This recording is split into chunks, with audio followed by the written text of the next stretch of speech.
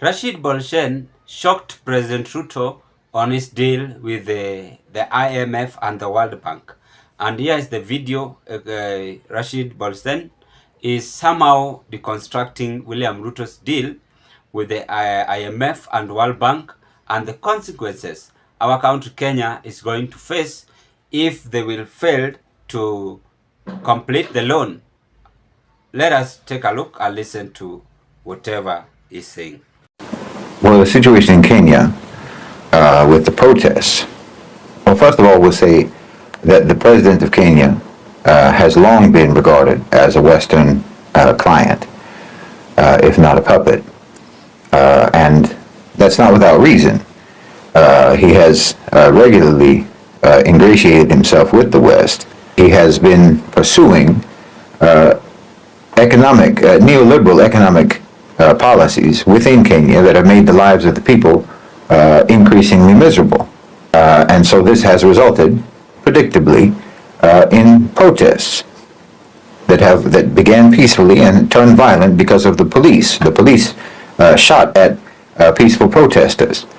Now, they're calling for the removal of the president of Kenya, William Ruto. Now, what I would say about that situation is that it's similar to the situation before it in Sudan, and it's similar to the situation before Sudan in Egypt, where the people are protesting against the government for policies that the government is implementing, which the government is held hostage to implement in favor of multinational corporations and international lenders. Chief among them, the International Monetary Fund. In fact, the bill that stirred the protests in Kenya initially is basically an IMF bill, a structural adjustment reform, an austerity measure that is being demanded by the IMF of the Ruto government.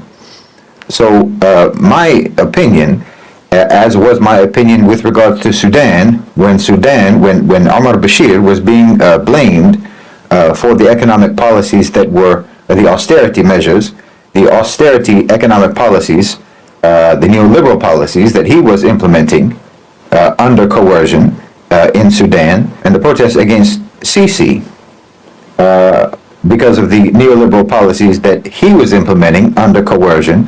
My position has always been that these leaders, these politicians, exist to take the blame for the policies that they're implementing on behalf of private sector power. That's why they exist. That's why I call them effigies, because they exist to implement the policies that will make them unpopular, and then they'll take the brunt of the unpopularity. They'll take the brunt of public anger, and then they'll be removed, but the policies will remain, because the source of the policies is the private sector, is the international private sector. It's the OCGFC. It's the Western multinational corporations and lenders, financial institutions, and so forth. Again, specifically, the International Monetary Fund. This is your problem. And now, who is the International Monetary Fund doing what it's doing? Who is it doing it for? It's not doing it for Kenya, we all know that. And it wasn't doing it for Sudan, and it's not doing it for Egypt. So who are they doing it for? And when you identify who they're doing it for, then those are the private sector players, those are the power brokers that it makes more sense to me that the population should be protesting and should be directing their activism and their opposition towards those actors on the political and economic scene in Kenya, not the government. Now, I'm not speaking up in favor of William Ruto. There's a lot of problems with his government, certainly, without question, just as there were problems with the government of Omar Bashir, and there's certainly a multitude of problems with the government of Abdel Fattah al-Sisi. But when you're talking about specifically the way that they're managing the economy, you have to understand that they are not the managers of the economy. Their lenders are the managers of the economy, and the lenders are managing the economy in such a way as to benefit Western multinational corporations. So, for example, in Kenya, you should look at Coca-Cola. You should look at General Electric. You should look at Standard Chartered. You should look at Barclays Bank. Look at Safaricom. Nestle, IBM, and look at Toyota. These are the beneficiaries of the economic policies. These are the beneficiaries of neoliberalism. They're the ones who are holding the government hostage. And they're doing it by means of the IMF. So your president, and again, whether it's Kenya, or whether it's Sudan, or whether it's Egypt, or whether it's Pakistan, and many other places around the world, and increasingly you can say the same thing about countries in Europe, these governments, these politicians, are hostages, and the policies that they're implementing are essentially like when you see a hostage being forced to read a list of demands. You don't get angry at the hostage for the demands that he's making on behalf of the hostage taker. And that's what the government does. That's what your president does. That's what your prime minister is doing. You know, they're just reading the list of demands that they have been told that they must that must be met in order for them to not be eliminated. And the one that's going to be eliminated here isn't the president, it's your whole economy. Because the IMF has considerable power to sabotage and cripple your economy if you don't do what they say. That's why it's better for you if you never get involved with them in the first place. And this is why I've said time and time again that it's much better for Muslim countries, for countries in the global south, for countries in Africa, to do business with China, to do business with Russia, while they still can, while those countries are still interested in investing in Africa, in the global south, Latin America, and the Muslim world, and so on, while they still have the money to spend, you ought to take the money from them rather than taking the money from the IMF. Because the IMF and Western lenders generally are not actually interested in you paying them back. They don't want you to pay them back.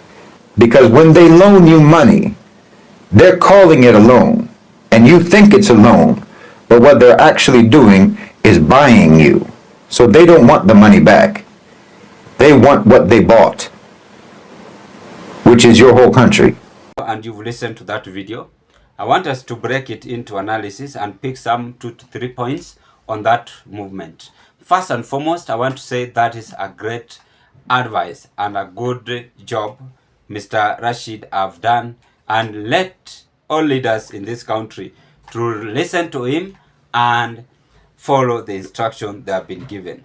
Let me just read some of the things from this World Bank. I want us to understand it more. The International Monetary Fund and the World Bank share a common goal of raising living standard in their member countries.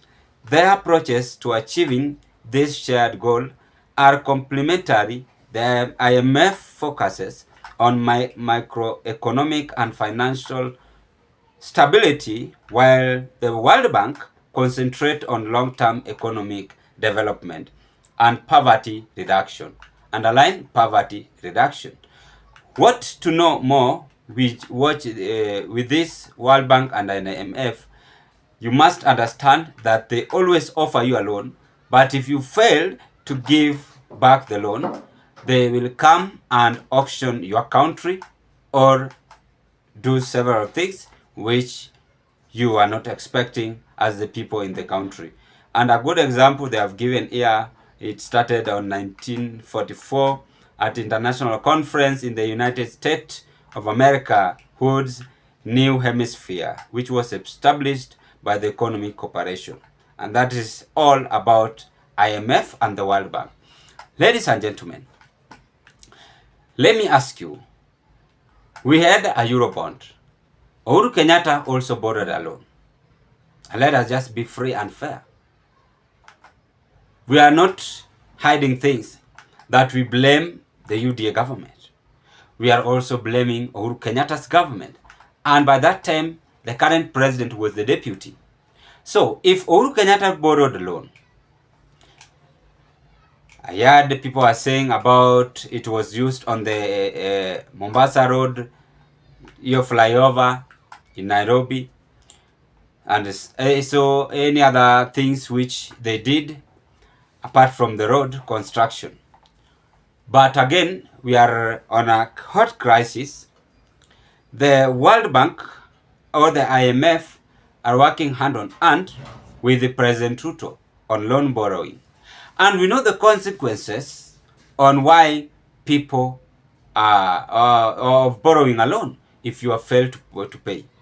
But you see, Mr. Rashid Bolsen is clearly telling the current government or head of state that the enemies is not all about the finance bill or whatever it is. The enemy, why people are demonstrating, is the World Bank and the IMF association which you are with which you are in. That is the enemy and making people to demonstrate.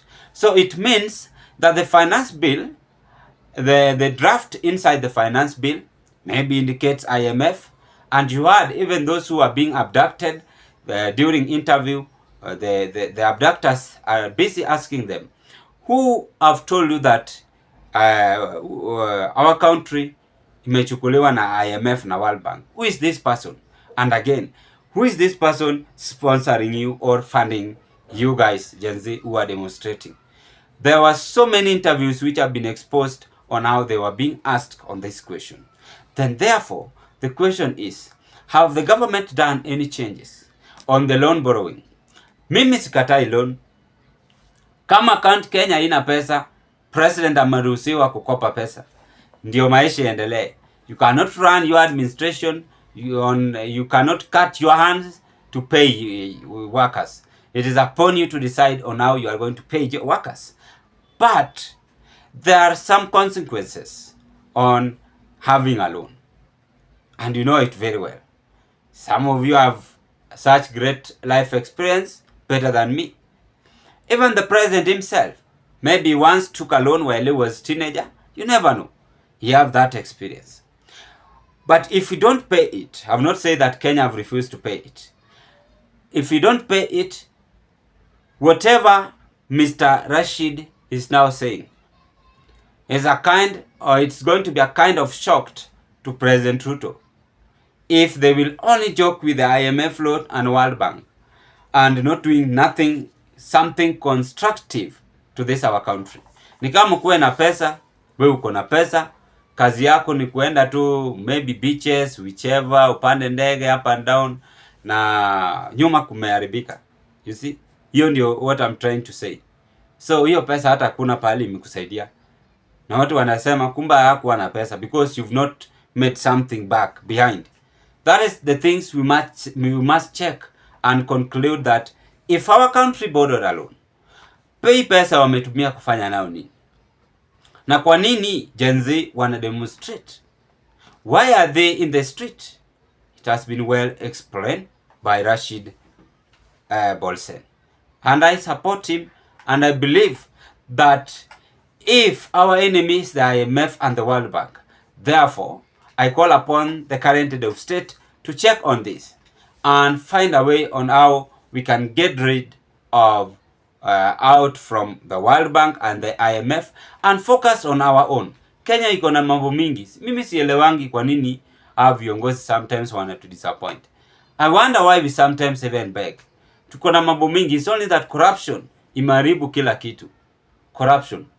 Turkana iko na mafuta ya kutosha. Sijui kwa nini mafuta zingine zinatoka huko Libya or other places. Hiyo ni a good example. Ukienda Mombasa kuna chumvi mingi sana. I don't know if they are even checking on this. But because we love ourselves, and that is the nature of Africa, after they get into power, they forget their own people. And that is whatever have been even concluded by Rashid Bolsen. He was just trying to issue a great advice to current head of state to understand him and understand the people. Why are they demonstrating and rectify? Ladies and gentlemen, drop your opinion at the comment section below. Meanwhile, I want to wish you all the best, and before I leave, please consider to like this video, share, and drop your opinion at the comment section below. Subscribe if you've never subscribed, and if you are first time watching me in this platform. Bye bye.